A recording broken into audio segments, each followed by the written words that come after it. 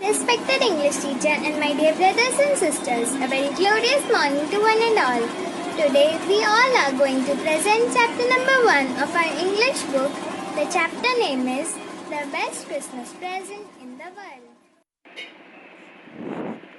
This is a story about a soldier and his wife. Jim McPherson was a soldier and his wife was Connie McPherson. That was the time when the First World War was started. The fight between the Britishers and the Germans was started. In this chapter, when the writer went to a junk shop in Bridgeport, he saw a roll-top desk. He wanted to buy one, but usually they were very expensive. But this one was in a very bad condition. Its one leg was clumsily mended, and there were many burn marks on its one side. The writer thought he could restore it, but it would be very difficult. After thinking, he decided to buy it. Then he paid little amount for that and brought it to his workshop at the back of his garage. The writer started work on the desk on Christmas Eve. He started repairing the drawers. He opened all the drawers, but to open the last drawer, he had to apply so much force. When the drawer opened, he saw a secret drawer in it. In that secret drawer, he found a small black tin box, which was packed with the help of a sellotape. On that box, there was a small lined note paper written in a shaky handwriting. Jim's last letter, received on 25th January 1915, to be buried with me when the time comes. The writer knew that it is very bad to read any other's letter, but curiosity made him to do that. He opened the box and found the envelope in it. On that envelope, one address was written. The writer read that address. Address 12 Copper Reaches Bradford, Dorset.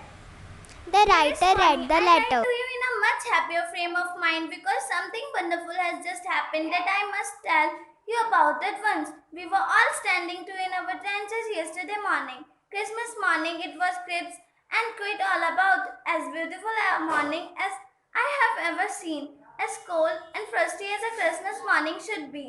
I should like to be able to tell you that we begin it. But the truth I am ashamed to say is that it is begin it. First someone saw a wild flag waving from the trenches opposite. Then they were calling out to us from across no man's land. Happy Christmas, Tommy. Happy Christmas.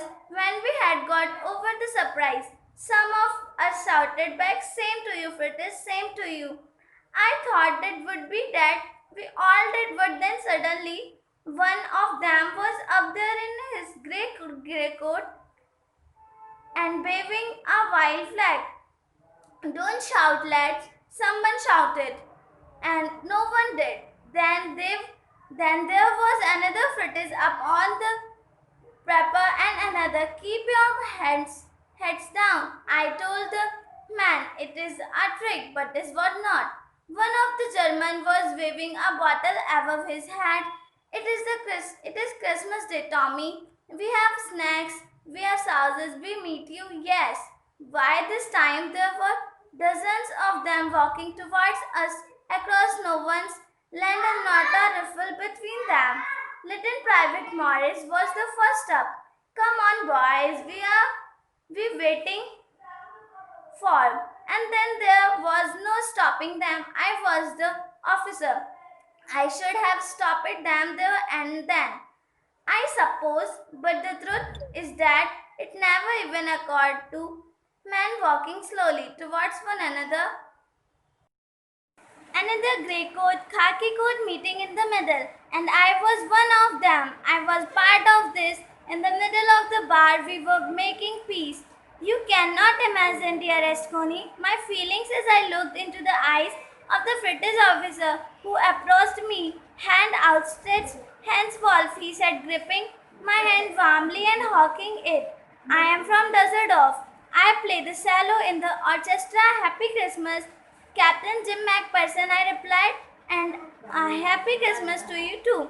I am a school teacher from Dorset in the west of England. Ah, Dorset. He smiled. I know this place. I know it very well. We shared my rum ration and his excellent sauces, and we talked Coney. How we talked. He spoke almost perfect English, but it turned out that he had never set foot in Dorset, never even been to England. He had learned all he knew of England from school and from reading books in English. His favorite writer was Thomas Hardy. His favorite book was From the Madding Crowd.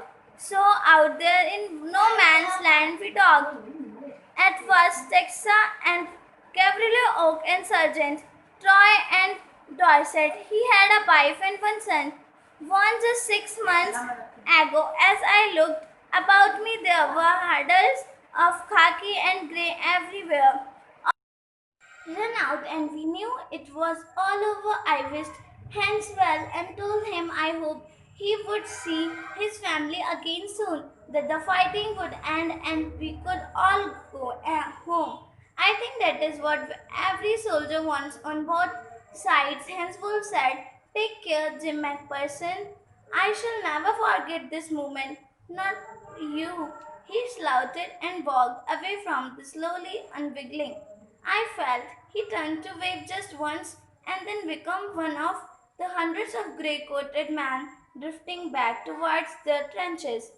That night, back in our draughts, we heard them singing all over no man's land, smoking, laughing, talking, drinking, eating. Hence, Wolf and I shared what was left of your wonderful Christmas cake.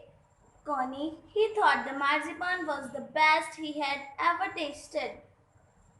I agreed. We agreed about everything, and he was my enemy. There never was a Christmas party like it, Connie.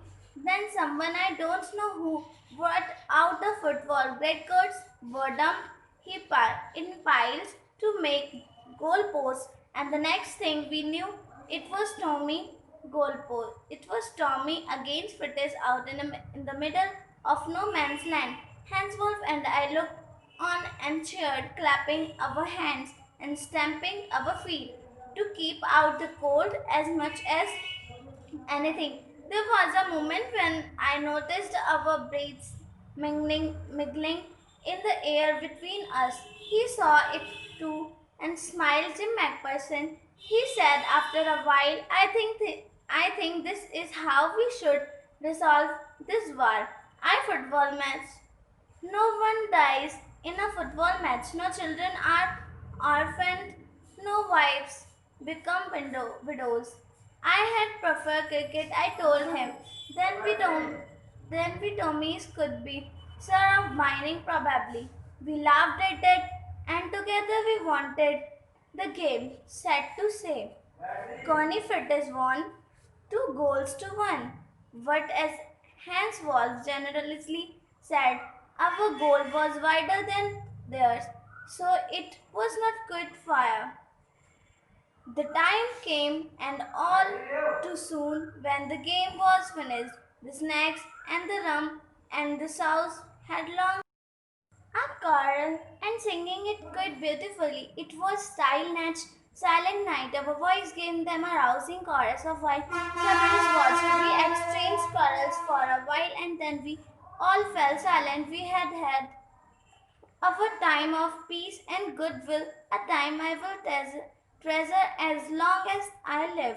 Dearest Connie, by Christmas time next year, this war will be nothing but a distant and terrible memory. I know from all that happened today how much both our makes long for peace. We shall be together again soon. I am sure of it. Your loving Zim. After reading letter, the writer decided to go to Mrs. Macpherson's house to return her letter. But when he went there, he saw that Mrs. Macpherson was not at her home. Then he met a man. That man told him that that house was damaged in a fire, and at that time Connie was also at her home. Now she is in a nursing home, Burlington House, on the Dorchester Road. Then the writer decided to go to that nursing home. When he went to nursing home, he saw that Mrs. Macpherson was in a conservatory. Then he decided to go to the conservatory to meet Mrs. Macpherson.